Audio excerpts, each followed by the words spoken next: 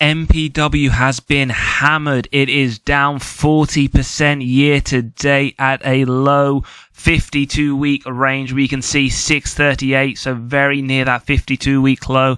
But is it a buy now? Can we enter this stock with a yield of 16.75%, a price under $7, lock in that very high yield with the yield on cost only expected to grow from here out? We're going to take a look at the income statement, look at their revenue growth year on year, the bottom line, that net income, how has it performed over the last 5 years? We are then going to take a look at the balance sheet, the health check, take a look at the total cash versus total debt, which will tie us into this dividend safety score. As we can see here, we're going to look at some very important financial metrics for the company and then run it through our stock valuation model, getting to our intrinsic value and our acceptable buy price given our margin of safety.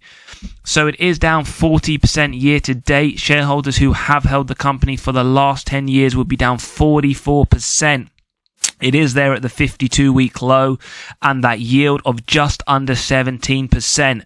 So we want to understand today, can we lock in this very, very cheap price with this incredibly high yield and see not only share price appreciation, but this yield on cost enter 20-30% over the next few years?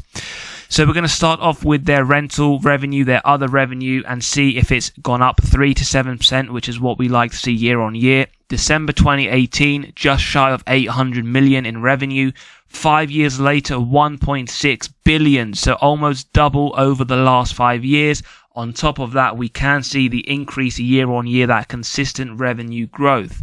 Now, how does that compare to the bottom line, that net income? Well, net income December 2018, 1 billion on the bottom line. 5 years later, 900 million. So what we can see, in fact, it has gone down, and we can see when we look on a granular level, it has gone down from 2018 to 2019. It's picked up to 2021 only, and then 2022 another increase. So in fact, it's only dropped from 2018, and from that point on it has gone up.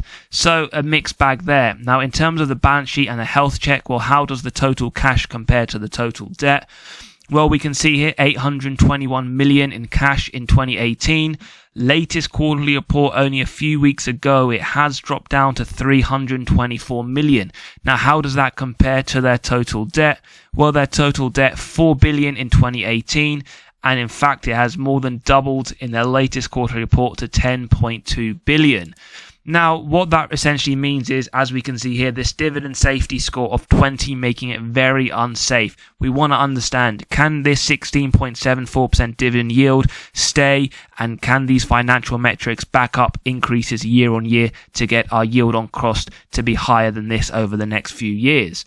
Well, the market cap, as we can see here, at 4 billion, making it a mid-cap company. For those that believe we're heading into a recession, well, the last recession, they in fact cut the dividend during the 07-09 period. Recession sales, negative 5%. Although it was negative, it was above the average growth rate during 07-09. And the recession return, negative 76%. So this did trail the S&P 500's negative 55%. So on the whole, if we are headed into a recession, it doesn't look too good for MPW. Now, dividend increases year on year. Well, they've increased the dividends over the last 10 years, as we can see here. There hasn't been an increase since February 2022, so we are still waiting to hear on this. However, the last 5 years and last 10 years, it has increased by 4%. As I always say in these episodes, minimum 4% year on year, because that is the US inflation rate over the last 40 years. Anything less, you are in fact taking a pay cut and losing your purchasing power, whether that's your salary, other income producing assets, or in fact dividends. Now, dividend yield theory states that a company is undervalued when the current yield sits above the 5-year average. As we can see here, 16.74% versus 5.68%, so it is significantly higher, and in fact one of the highest yields it's had over the last 5 years, so one sign of undervaluation. However, as always, we never look at any model in isolation, and we'll draw conclusions towards the end of the video. Forward P to AFFO ratio, again 6.1 versus 14.5, another sign of undervaluation. And we can see here the sector P to AFFO ratio is significantly higher at 13.5 versus 6.1. Now, 52-week price range, it is there right there at the 52-week low. However, as I always say, it doesn't signal undervaluation. Likewise, 52-week high does not signal overvaluation. We then move on to the adjusted funds from operations payout. As always, I do prefer to look at the free cash flow payout. However, what we can say for REITs, as we can see here, they are much more volatile due to issues such as upfront rent payments, maintenance expenses, and deferred financing costs, so it can skew the free cash flow payout. Otherwise, on other companies, we would not be looking at the earnings payout as they are susceptible to manipulation by management through accounting. So, for REITs, adjusted FFO payout is what you should look at. For medical building REITs, below 95% is the threshold. What we can see for the large part, bar 2019, it has been below that. 2023, however, it is expected to be 103%, which is a red flag, as this means that they would be paying out more in dividends than they would be receiving for adjusted funds from operation, which could signal some of the reason why we see a 20 score, which is very unsafe and the lowest we've seen on the channel so far. Now, moving on to the adjusted funds from operations, 93 cents in 2013, $1.42 in 2022. Not bad, the increase over the last 10 years. However, another red flag indicator, we can see 2023, it is dropping to $1.13. Therefore, do bear this in mind if you are looking to invest, as again, it could signal a reason as to why this dividend could be potentially unsafe. Now, sales growth, well, what we can see here, 5 to 10% for REITs, moderate growth is what we aim for. In fact, over the last 10 years, for the large part, we can see double-digit increases, which is very good to see. Numerically speaking, 250 million worth of sales in 2013, 1.58 billion in 2022. So there is incredible growth. However, what we need to understand is whether or not this will continue by looking at forward guidance by management. Now, typically with companies, what we love to see is when they do share buybacks, and we see the opposite of this graph going down, returning excess cash to our shareholders. However, it's important to note for REITs, they do the opposite, where they in fact issue equity to fund property acquisitions and other projects. So this is expected.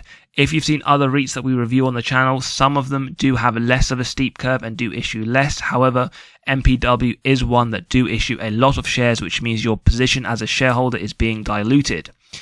ROIC, one of my 7 golden dividend metrics. If you want to check the other ones, do check the pinned YouTube video. Above 10% is what I love to see, as it means there is room for management to effectively allocate their capital efficiently. However, with REITs, what we typically tend to see is between 3 to 6%. So I would say for the large part, this is within the ROIC that we look for. So nothing to note here negatively. Operating margins. Very, very strong operating margins, MPW, between 60 to 70% consistently year on year. So this is one positive of the business, as we saw when looking at the financial statement review. Net debt to EBITDA, earnings before interest, tax, depreciation, amortization. For medical building REITs, 6 is the threshold, which essentially means it would take the company 6 years to pay off all their debt net of cash on hand. What we can see here is majority of the years, bar 2018, it has been above that.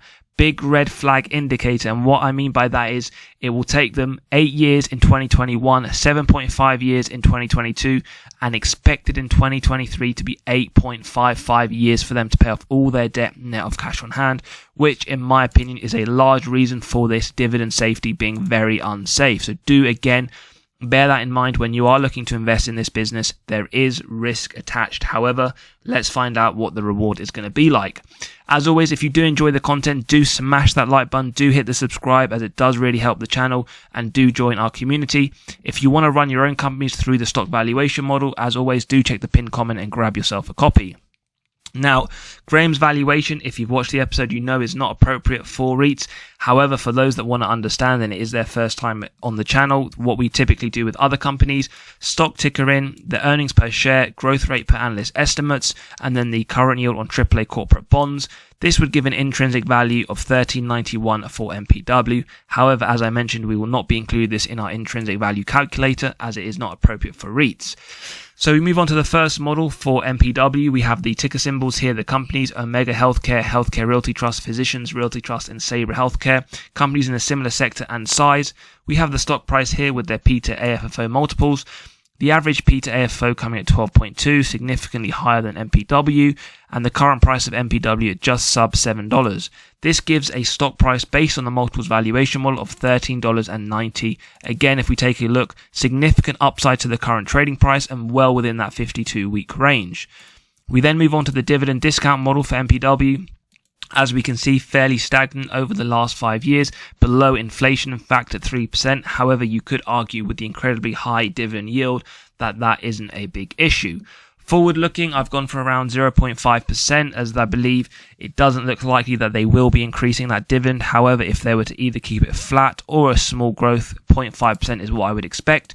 If you believe it justified to be higher or even lower, do grab a copy of the model in the pinned comment section and play around with these figures. However, based on my estimates and judgments, the DDM price is coming in at $15.54, right there at the 52-week high, showing significant upside to the current trading price. We then move on to the discounted cash flow model, free cash flows year on year. Average growth rate significantly high at 97%. I've gone for below analyst estimates at 3%, with a growth rate at 8% to be a bit more conservative. This gives the present value of these future free cash flows, add the cash, subtract total debt, and arrive at our equity value. Divide by the shares outstanding gives a DCF price of $10.52. Again, good upside to the current trading price and within the 52-week range. We then get to the intrinsic value, which is the average of the three models that we have just run through. As always, do hit that like button and do subscribe, as it really helps the channel and we'd love to have you in the community. This gives an intrinsic value of $13.30. So again, significant upside to the current trading price and well within the 52-week range. Now, before we look at our current buy price and what our acceptable buy price would be, Wall Street also believe there to be significant upside to the current trading price and believe the price to hit around $10 within the next 12 months. As we can see here, around 40 to 45% upside on the current trading price without factoring in that really strong yield. Now, current price around $7.05. Margin of safety, typically wide moat, strong financial metrics and good forward-looking data, I'd say 10%. However, for a company like MPW, with the risk that's attached, the looming dividend cut, which I believe to be 90% certain in my opinion, as we ran through the financial metrics, I would be looking for a much significant margin of safety if I was to enter into this as a play. Now, 40 to 50% I would argue is probably appropriate. 40% you'd be looking at around $8 or just shy of $8. 50% margin of safety, $6.66. Now, what this is essentially showing is if we go to around 45%, you would be able to lock in a price of just around $7.33, which is what the current price is at. You would be getting a margin of safety of 45% based on the estimates and judgments that we have just run through. On top of that, there is some very strong upside per Wall Street analyst if you were to rely on them. So not only would you be locking in a margin of safety of 45% at current prices, you'd also effectively be getting a 40 to 45% upswing on the current trading price whilst locking in that very high yield if they were not to drop that or cut that. As always, let me know your thoughts in the comments. Are you a buyer? Are you looking to sell, or purely on the sideline speculating? As always, have a great day. Catch you on the next episode and take care.